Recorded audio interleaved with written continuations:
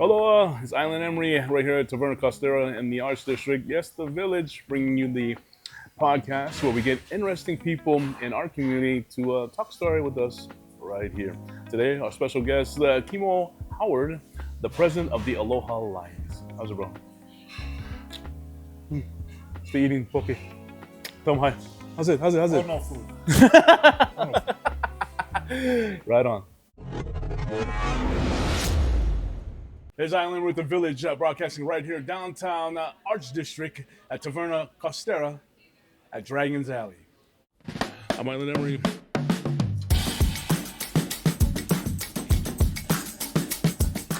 This would be a great destination, but now you drive on the strip. Characters running all over Bellagio. You got every girl that wants to be a showgirl taking pictures with $20. You got people selling water out of coolers. People like selling hot dogs. It's just like it's like a Fremont experience, right? But the thing is that it's happening right in front of Bellagio.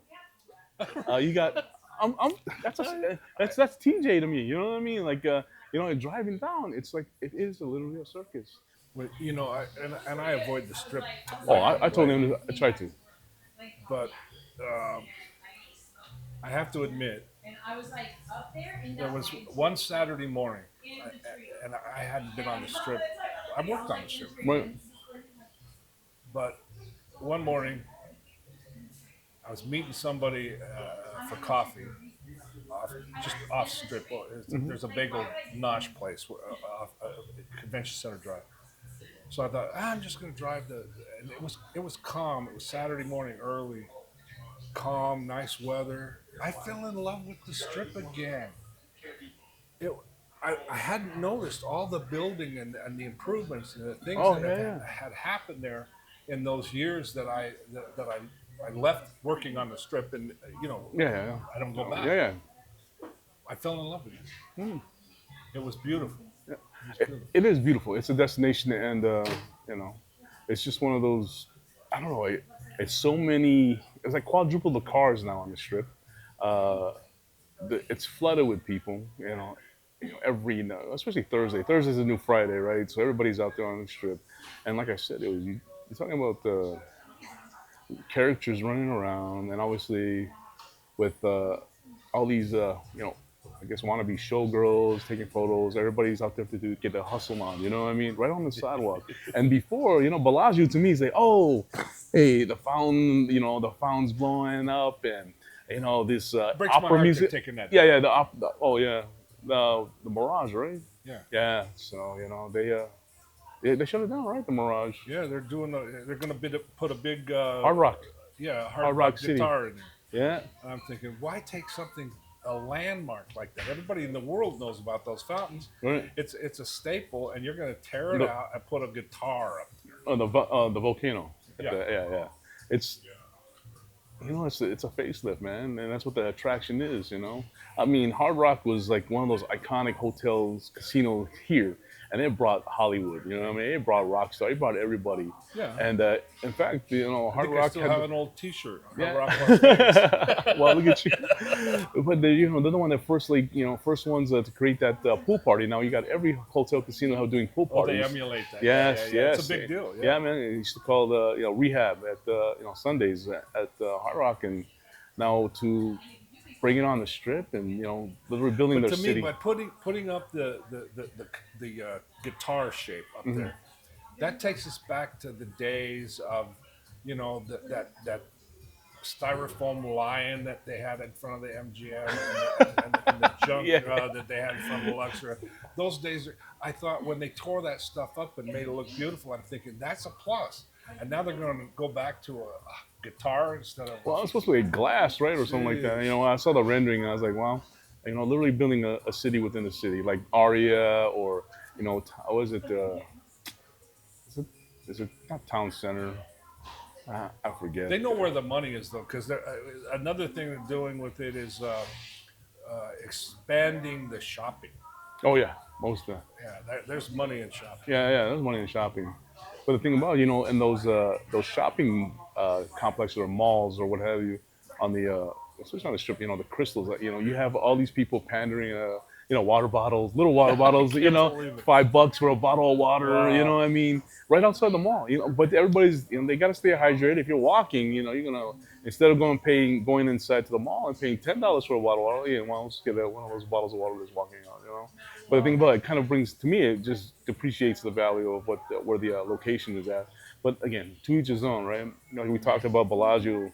To me, that's a like a TJ. Iconic, man. Yeah, well, kind of, but it's like a Tijuana on steroids. You know what I mean? You know what I mean? Not to downgrade, but I just like it's a showstopper. Because I would be at that light in front of Bellagio probably like 15, 20 minutes, and Yeah, trying to make a turn into yeah, the yeah, Bellagio. yeah. But like, man, Yeah, and these that's people how are you like go. literally jumping out of their car, just a video because the phones are going off. Yeah. I'm like, bro, you're stopping, but they don't care. They're visiting from a different country or whatever. But it's just like, it is Vegas, right? It is Vegas. And now you got. I remember when they opened the Newcastle on the Strip. I mean, that was crazy. Yeah. Is it Newcastle Burger? Yeah, yeah, the hamburger joint. The White Castles. White Castle, Newcastle. Sorry, I'm thinking of drinks. White Castle, yeah. Those White Castles. I fell in love with. I was in Chicago. I had a gal that I was going with back in the day. She said, "Oh, you've never had a White Castle? We got to go." So we get about a block from this White Castle, and you can smell the aroma coming from this place. You're hungry a whole block before you get there. Right. And talk about a line. People are buying these sliders by the dozen. I've never seen that. Right. But oh man, those things are Really? so delicious.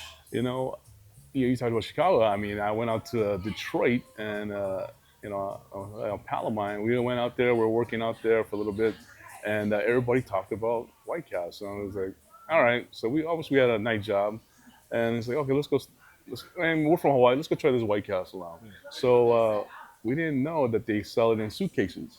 So we bought two suitcases of White Castle. It's just me and him. And we looked at the little burger like, oh man, we got this, man. It's easy. I don't know what was in the suitcase, like 20 burgers. I don't even know. But if you look it up, man, it's a great place to go. You know what I mean? But they don't tell you about the next morning. You know what I mean? That's one. Oh yeah. That next morning. A suitcase. White Yeah. Castle. Oh man. Yeah. But the thing is that bringing White Castle to Las Vegas, it was I guess the brainchild of. They were about 30 years too late because Las Vegas had that heavy duty Chicago Right. mob Yeah. thing going on, the Italian thing. And for White Castle to try and come in here 30 years later, they've only got one location on the Strip. Yeah. One location. Yeah. In Chicago, it's White Castle Yeah. here, White Castle Yeah. there. They're a staple, man. Yeah. It's like the original McDonald's where that's a destination. You're going to go. Yeah, you're hungry, exactly. that we're going to White Castle. Yeah, and that's what it was. And the reason that the White Castle came out here was like a brainchild of Noel Casimiro. He's Oh, the yeah? You remember Noel? You know Noel? Yeah. He's the one that created the Foodie Fest, and he brought White Castle out to I did not know that. the first Foodie Fest. And I was like, and you would go to the Foodie Fest and you would see a line like, I was like, At for White White Castle, Castle, yeah. for White Castle? I like really, and but when I was out there, and I was telling the wife, I'm like, look at this for White Castle burger. Are you kidding? I was like, well, it's all good, Oh, we got our lovely. Look at this young lady. Wow, look at this. Oh my gosh. We've got poke nachos. Thank you very much, and I appreciate that. Hey, Jen, can you give us an explanation what this poke nachos, Jen? Come on in. Come Yeah, in come and on. Explain what this is. Go ahead, come on in. Yeah. Yeah, you can tell us what. So, what's on the poke? You got poke. You got here, come in chips. here and Come tell me. on. Come in here. Come on in. Come What in. is that? I think there's serranos and That's can what I it is. get Rocky to do it? Because I don't know. What if I say it wrong? I'm just You're not going to say it I wrong. guess so. You got onions. Oh, okay. Avocado? So I mean it's ahi poke Yeah. with avocado, green onions, I think. Serranos. Can I quick menu? You guys have any items? No, it's all good. Delicious. It's delicious. It looks delicious. And if you guys Actually, don't know, it looks almost because you can see the poke. yeah. They didn't. Put You know what? much sauce I'm on gonna it. have you try it, man. Well, I'm not gonna. No, use no, my no, no, fingers, no. duh. Yeah, no, use your fingers. No. Oh man. That looks It so says good. wonton chips, serrano peppers, diced avocado, spicy mayo, yurikake, Furikake, scallions, yeah. and yeah. I don't know. It's one of my favorite flavors when I come here to Verno I'm Costera. coming back. I'm definitely coming back. Yeah, That's a yeah, good one. that is a good one. And then yeah, it's one of my favorites when I come here every Friday and we film. Thank you very much. But if you guys don't know that, that's Jen. She works in the Tigers Alley. Dragon Dragon's Ja- Dragon Alley. Alley. there we go. Dragon's Tigers Alley like Hot Tigers Dog. Lily. What is that? Here's on my shirt. I'm wearing the wrong shirt today. Yeah, well, she's in the coffee shop, so you want to come visit her. You know, what I mean, she makes the great Dragon Island Alley Emery. coffee. Yeah, man, it's all good. Ube latte, enchanté. I felt like RuPaul for a minute. No, thank you very much, and I appreciate it. Can I do like a little? Yeah, sure, why not? you're Let's gonna go. have Look at to. this. Yeah, you're Yeah, gonna have yeah, Probably yeah. also ought to bring Yeah. him something to eat with. Yeah, he wants to try it on camera. Yeah, I'll Can bring we? you 2 rolls. Yeah, Okay. yeah, cool. So, where were we? Well, man, we're talking about White Castle coming with Noel. Oh, the food fest. yeah, the foodie fest. I was probably in that White Castle line, by the way. Probably I would. was one of the. It was hot that day. Fell in love with it. People had umbrellas out there sitting. I mean, lawn chairs sitting in the line and stuff like that. Thank you very much. I appreciate it. Don't ever buy the frozen ones though. Yeah. They started putting them in the grocery stores. Yeah, that's why I fell. That's why I was like, no, it doesn't give it justice, right? No justice. No justice for frozen food. No, but where you originally from though? Okay, well, I was born on the mainland. Mainland. I was born in Provo, Utah. My mother was attending Brigham Young University, and it wasn't easy for her to get in. Not that she didn't belong there, but Papa didn't want her to go to the mainland. But her older sister, my auntie, said, "Oh no," she was already there. She was in her close to her last year there. She said, "Oh, I'll take care of her, Papa. Don't worry. I'll watch out for her." So she was able to come.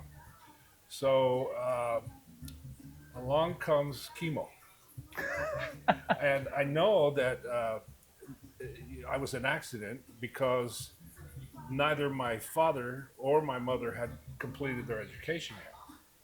My dad actually dropped out of school to fend for the family, right? Right. Mother, of course, finished her education and became a school teacher, which she was still teaching school after 65 years. Wow. Yeah. Oh man. In on Oahu, though, she moved. My parents were divorced. She moved Yeah. back, married her high school sweetheart from Cam. Kamehameha. Yeah. Kamehameha. People get offended when you say Cam. Yeah. Kamehameha. Yeah. Yeah. Actually, and so there's quite a few Kamehameha graduates here in Las Vegas. Right. A couple of them are in my Lions Club. There's probably as many CAM grads as there are Wow. here in Las Vegas. But anyway, that's where I was born. Where'd you live at in Hawaii? What part? Well, so when my parents were divorced, she Yeah. went back, and I ran away from home. I was 14, and I kind of hit the streets and got my street smarts.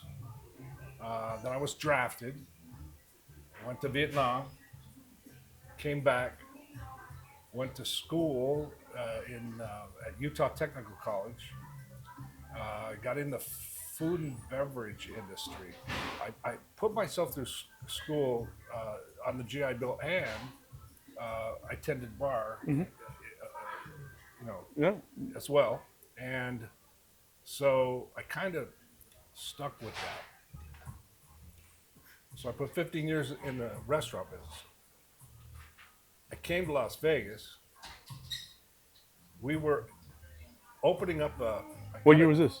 When you came to Vegas? Oh gosh. No trick question. Let's say, okay, so 24. Yeah, okay, so So about 50 years ago, Wow. we were going to open I was working at Sizzler, tending bar at night, working at Sizzler during the day. Uh, and they were going to open a Sizzler in Reno, and they said, we want you to come and be our production manager. I said, okay.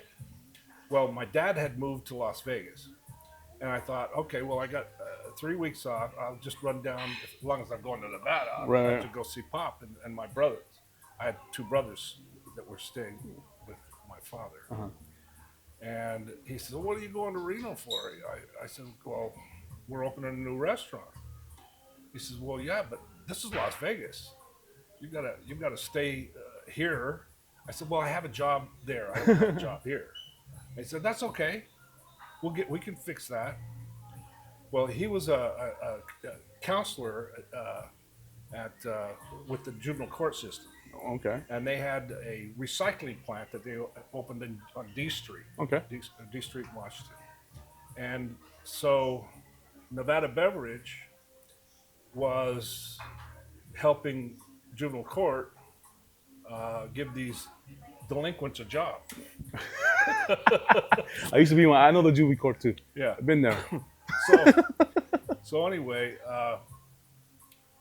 one of the guys from the Beverage Association, my pop said, "Hey, my boy's here. He needs a job."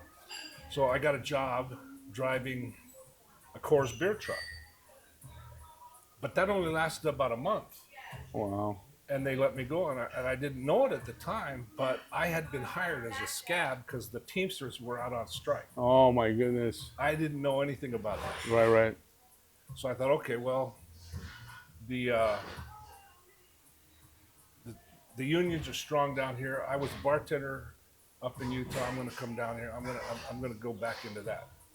So I went to the bartenders union, and I said, I want to be a bartender. I said, okay, well, you got to be a bar back for a year. First, right. That didn't sound very good to me. So I had my application around some places, and I went into cooking, short order cook. And one thing led to another, and they liked the way I thought, my experience. The next thing I know, I'm running the graveyard shift at the Denny's next to the Stardust. In those days, my shift alone made $1 million selling $2.99 steak and eggs on the graveyard shift. Is that where the McDonald's is? Yeah, the McDonald's was there. They tore down the Stardust. And in those days, it was a Stardust, the Trop were the only two connected casinos left in town. Wow. And we just took down the Trop. So, Right. but that lost its luster. Right. I got married at the Tropicana. Did you really? Yeah. It was like, oh wow, there goes the place that we we got married at. I don't know what to think The about Island that Cafe, ball. the Island Wedding Chapel or something like that. Oh, the Little White Castle or something? No, the little white. No, no. Little White In the Tropicana, it's called Island Chapel. I think it was. Yeah. Little Chapel of the yeah. West. Oh, I've been married so many times, man. I hit them all. Little Chapel of the White Chapel. I don't know. Drive through. No. Almost. Yeah. So you fast forward. I mean, how'd you get into insurance? I mean, Well, okay, so I spent those 15 years in the food and beverage and the hospitality. I actually went back to Salt Lake and opened the Salt Lake City Marriott Hotel Wow. as their flagship.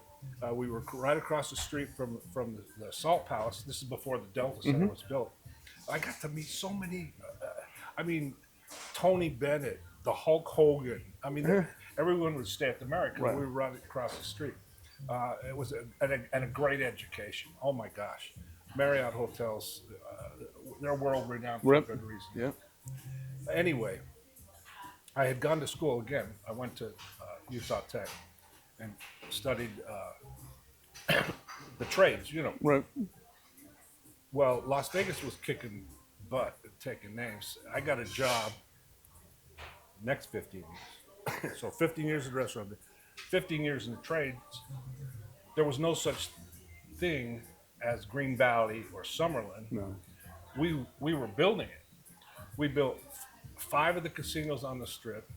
We were opening up 2 elementary schools a month, highways, neighborhoods, shopping centers. I mean, it was a great Which is in 15 years. the 90s, right? 90, Late, nine, late late 80s, early 90s, 90s, right? and I kind of hurt my back a little bit driving the equipment Right. and all that.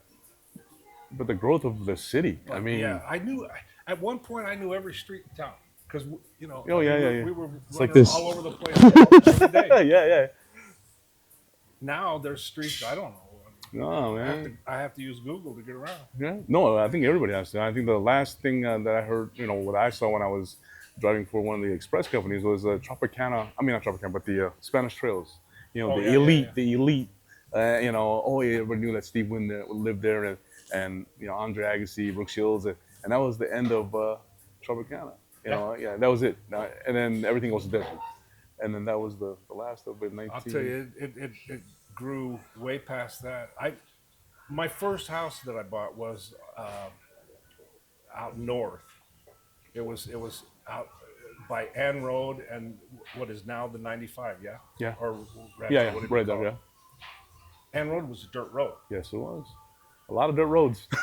And I raised horses and very quiet. You could watch the lights turn on in the city, but it was quite a ways away. Right. I loved that serenity. Yeah. Yeah, that was back in the day. Anyway, so 15 years in the trades, and then because my back was tweaked, I thought, well, I gotta find something to do. That I gotta get off this equipment. And I saw an ad in the paper. It says, "Earn while you learn." I said, I can do that. It was for insurance. So I went to insurance school, got my insurance license and my securities license, and started selling insurance. So I put 15 years in that. What was the company called? Uh, farmers. Farmers, I was with yeah, farmers, yeah. right. And then just before after I gave up farmers, I started a brokerage, and I'm turning that over now. So that's going to be gone. I'm going to be fully retired. Congratulations. Yeah.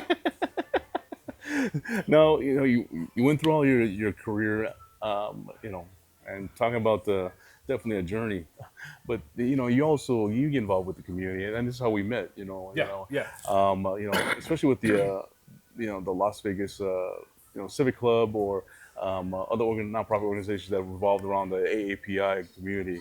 I mean, Yeah. how'd you get involved with Well, those organizations? So what happened was I'm sitting in my office one day, and I got an email inviting me to a meeting at the library. And that was back in the days where you didn't hide. I mean, there was no CC, BCC on your emails, right? So there was a long list of people in this email, this group email.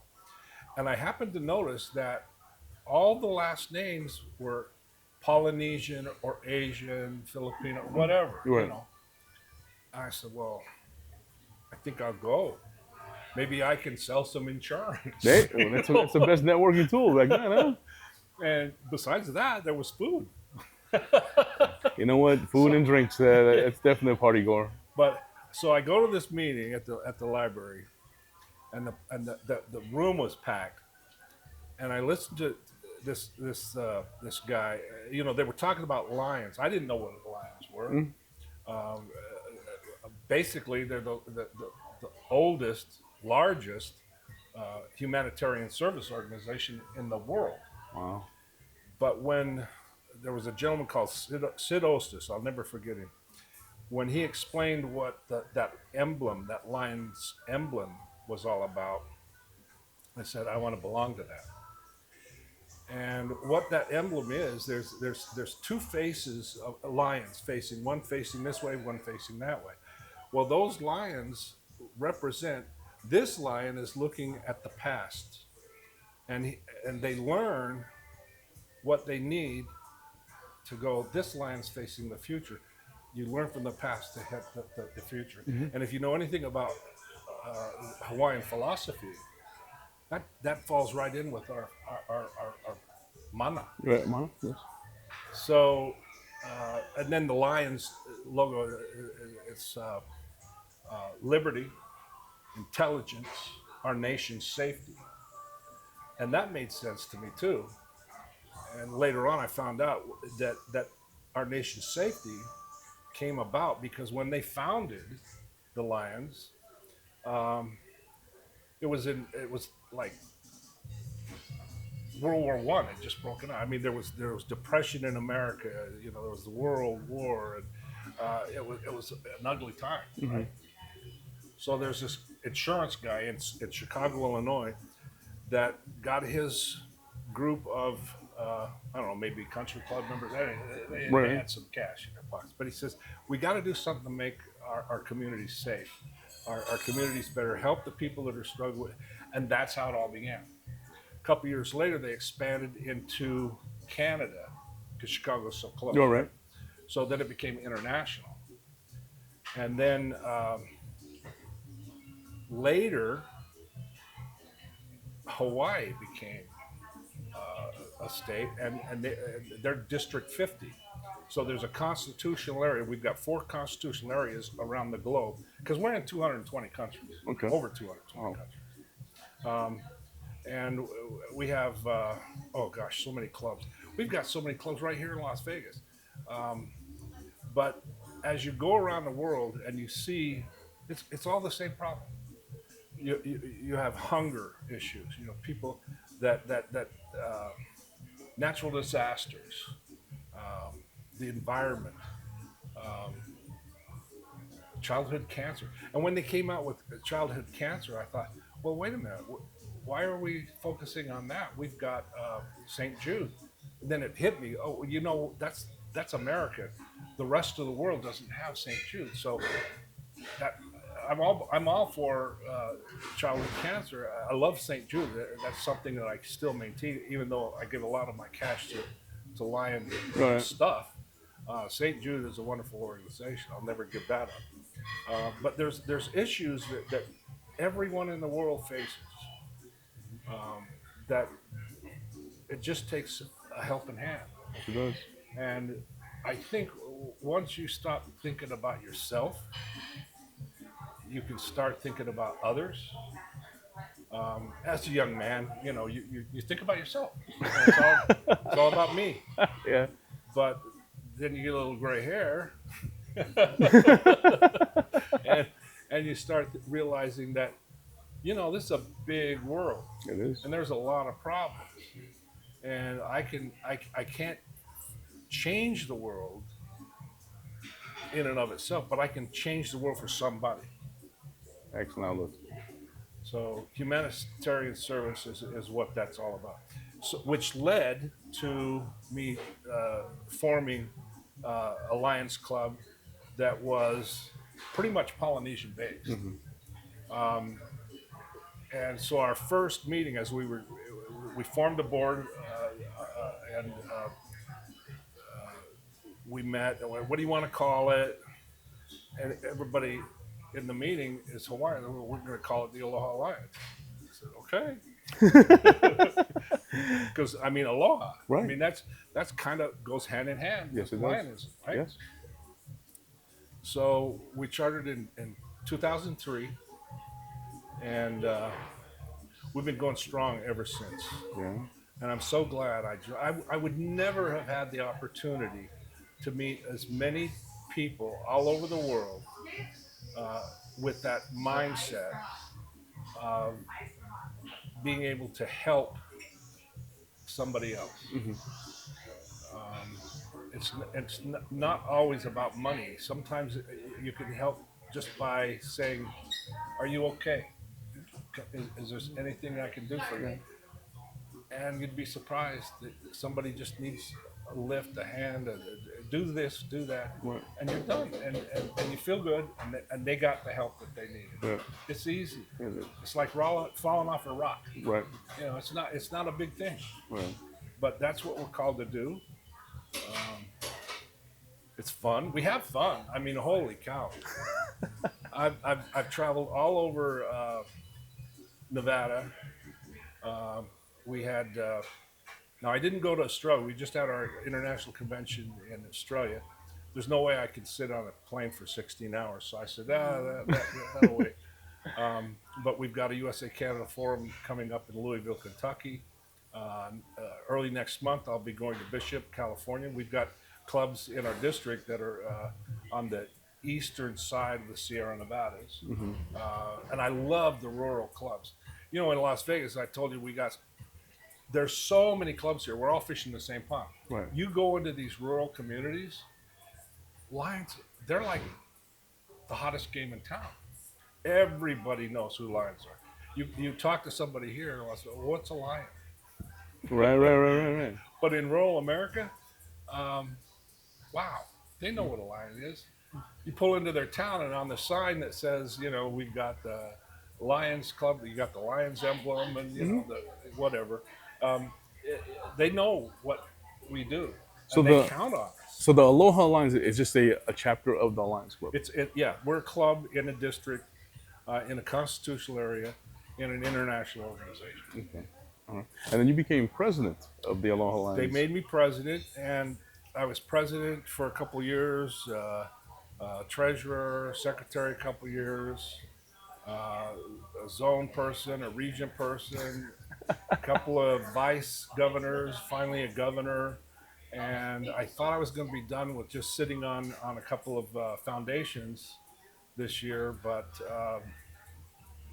again, they said, well, we need a president, or we needed a secretary too. I said, oh man, I knew they were going to ask me. So I would, you know, do one of these like that. And finally, they realized that I really didn't want to do it. And they said, well, I guess we're just going to have to give up our charter then. And I said, okay. Because we're not going to do that. No. We work too hard. We do too much Right. for our community. And I said, okay, I'll be the secretary of the president, but I won't do both. And one of the gals from Kamehameha, she thought, well, do you think I could be the secretary? I said, well, do you think you could be the secretary? So she's our secretary this year. I'm the president again. Well, congratulations. And, yeah, but it's fun because you know, every year we have these elections, and this year I looked at the past few years and I said, I can inject some excitement into that club again. The knowledge that I gained from the other positions that I have, I bring to the table, and we are having a blast. We're doing more. We're going to start raising more funds. Yeah, it's going to be fun again. I'm making it fun. That's my job, my goal. Your goal. That's it, man. Now, since you became the president, I mean, what's the focus for the Aloha Lions Club right now? I mean, what's on the table? Well, like I said, we've got a couple fundraisers coming up. We're going to do a lunch with the lion out at the Lion Habitat out by the M Hotel. Okay. I found to have it become lunch with a lion, I had to find a food truck, and I found a local guy that does Hawaiian grinds. He's got a food truck. He's going to come out there. He's going to make a ton of money. We're not making any money off the food. Right. He's going to make a ton of money because he's not going to serve us, but all the other people that come to it. He's going to make a ton. Well, what's the date on this? When is that? I'll let you know. Yeah, this please is let me coming know. up in October. Oh, good. It's cool. When it cools down, it's too hot. Too hot to go to that location. Yeah. Where's Kimo? He's lying on the ground. Yeah. I'll let you know. It's in October. Yeah. So we've got that coming up. We've got. We've been. There's several places that we continuously help out. I mean, collaboration. When you get into nonprofits, I mean, everybody in the world wants to. They have something touch their heart, and all of a sudden there's a new nonprofit. Right. But how to make that all click is to collaborate. So when you collaborate amongst each other, not just other lion clubs, but we help the bell ringers at Christmas time from the Salvation Army. Yeah. You know, they count on us. Those are the kinds of I know in Pahrump, They collaborate with the Little League out there, the Kiwanis and the Lions Club. They help that home run fence. They help make sure that's done. So collaboration is key when it comes to nonprofits. And I noticed this place serves this great place, by the way. Thanks, man. They serve Aloha shoyu, and they, they collaborated. Well, you were there. I saw Yeah, you there. yeah. That's a man. Do you remember all the nonprofits that got up and said, "Yeah, we're doing this, we're doing that"? That's what I'm talking about. Right, right, right. Something touches a person's heart, and it's all about Yeah, raising money. yeah. It is. It is.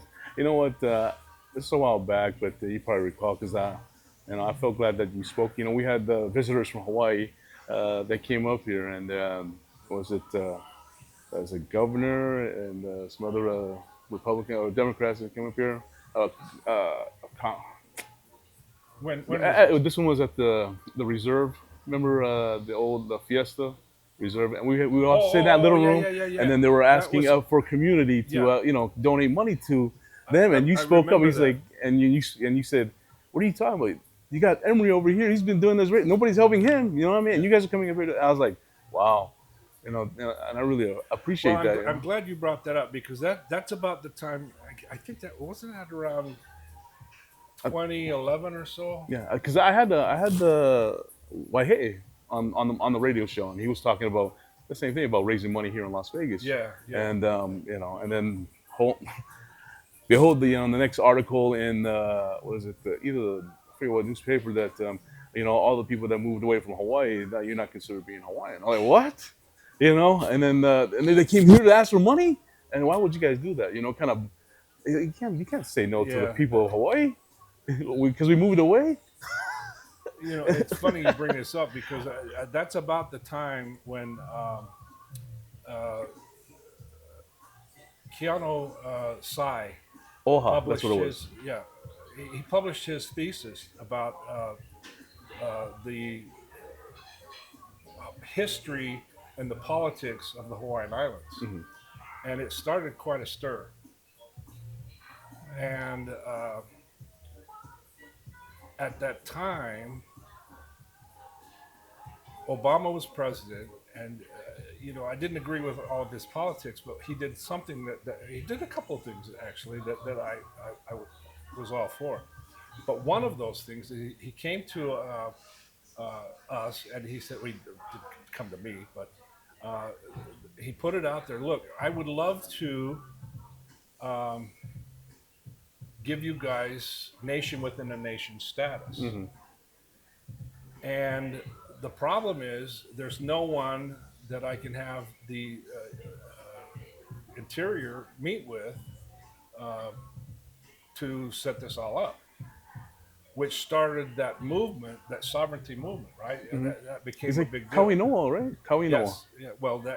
Yeah, it was one of them. So what happened? I was on the board with the Las Vegas Hawaiian Hawaiian Civic Civic Club, Club, right?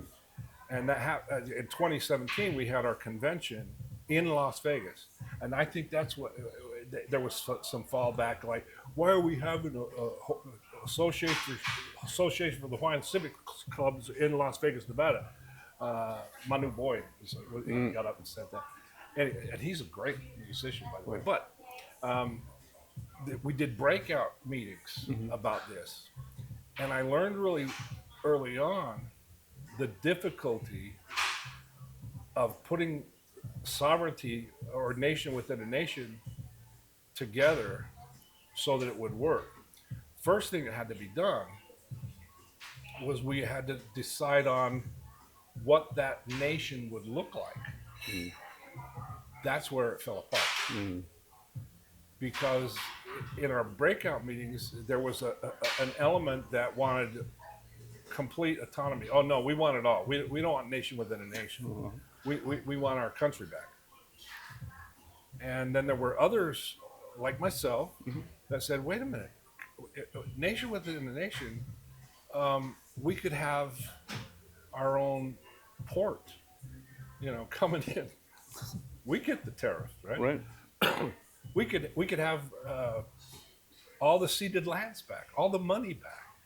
We could have a casino. I'm thinking, I'm from Las Vegas. We could have our own casino, man. Uh, but I guess there were several meetings back in the islands. There were meetings about 2 weeks long, a couple of different months in a row, and the first thing they needed to decide was who was a Hawaiian, and this is the only thing to come out of that movement.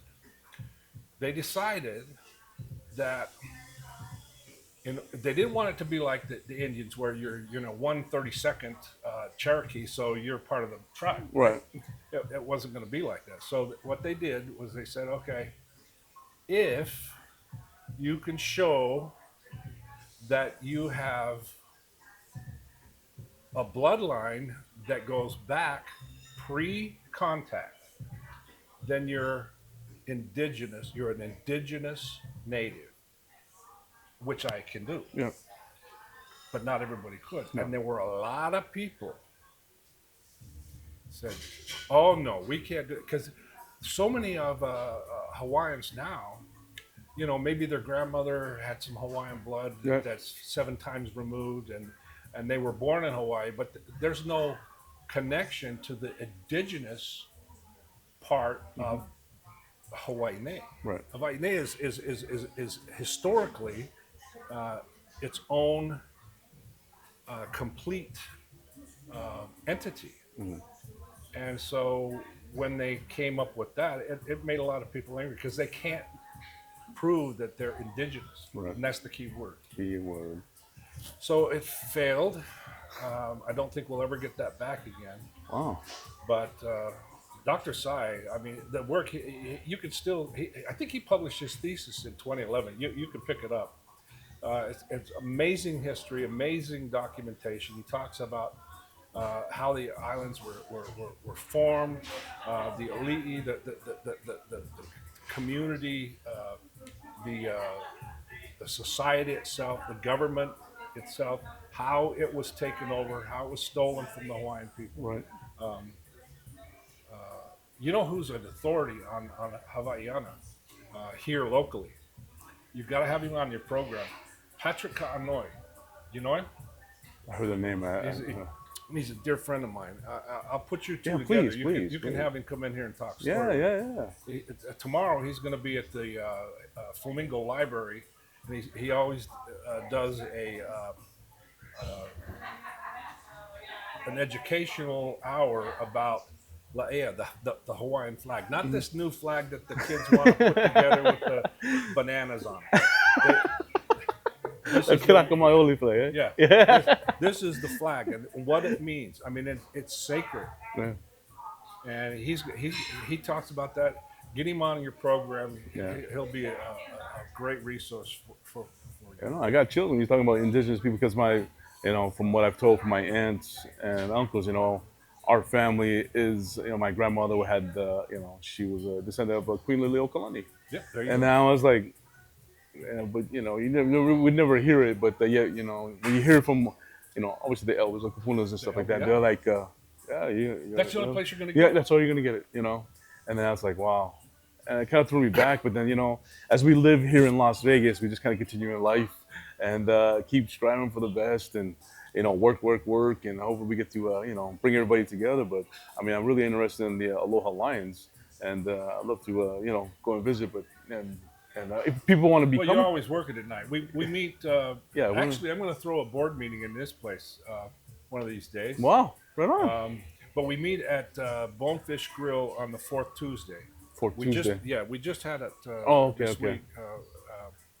But then a couple weeks before that, we have a meeting where everybody can come. The board talks about stuff that needs to be talked about, but it's a lot of fun to be a lion. I'll tell you, it's a lot of fun. No. I mean, you make it sound great. I mean, even especially with the interest, and I would love to see what the other people's opinion and their outlook on becoming a lion. But I already know. But you've been president. This is how many times? Twice?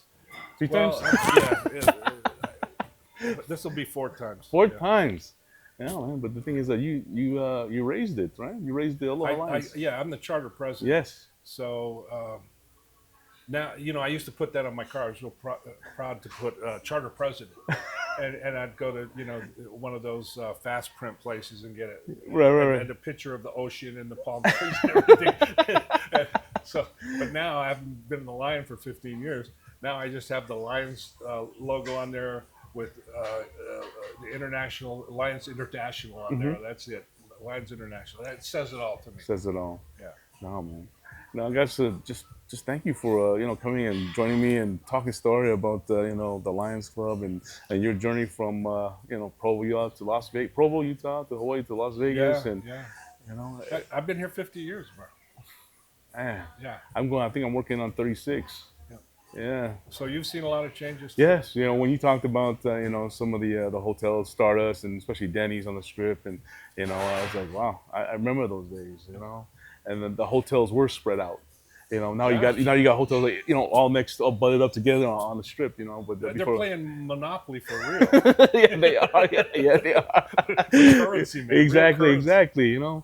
Collect 200 if you pass go. You know what I mean? So it's one of those things. It's been a great ride. I mean, 3 million people. That's a bit much. I kind of like the old days when we had more of a community. Yeah. But I'm also older, so I see the separation between the haves and have-nots, and it wasn't that apparent 50 years ago because there weren't that many have-nots. I mean, 50 years ago, you would walk into a casino job and walk out with $400 or $500 in your pocket. Right. Now, those people work their tail off for $100. Yeah, they do. And this city, it's it's always been back in Las Vegas. It's like, you can go out, get free drinks, playing machines. Now it's like, you got to put like $10, $15, $20 before you even get your first drink. Oh, yeah. I miss those days where you go into a bar for your lunch, right? And maybe it's 75 cents for a beer and you order a sandwich. So you put your quarter in the slot machine in front of you, waiting for your sandwich, and you win enough off that quarter to pay for your beer and your sandwich, and to me, that's a win. That's a win. That's a good day. That's a good win. Those days are gone. You don't even put money in those slot machines. No, man, it's water. It's like dumping water down the drain. Hey, man, thank you very much, Kimo, for coming in and hanging out. I know it's not going to be the last time you're going to be on with me, and I can't wait to visit you at the Lions, Aloha Lions meeting, and I get to see what you're talking. It's like I can't wait to see the network. I'll let you know when we're coming back here. This is a great place. So, no, thank you again, bro. I appreciate it. Yeah. No, you gotta help the time, bro. You gotta help yourself, bro. Yeah. Go ahead. Let's get you the taste test, bro. You get your. I already know what it tastes like, so. Let's put this in front of you tell me, bro. Well, I can tell you, it looks great. Yeah, and then the truffle fries are awesome too, bro. That's one. Look at that. Yeah, that's bro. Perfect. Yeah. You got it with the nachos, bro. You got to get the nachos and the sauce and the green onion and.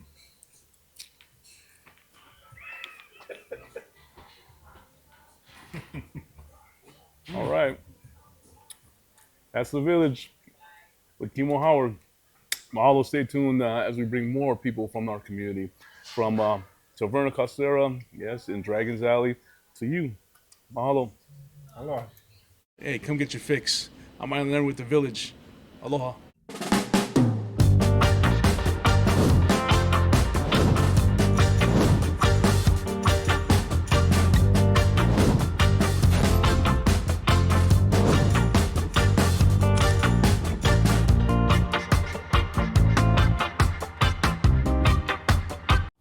I'm Emory.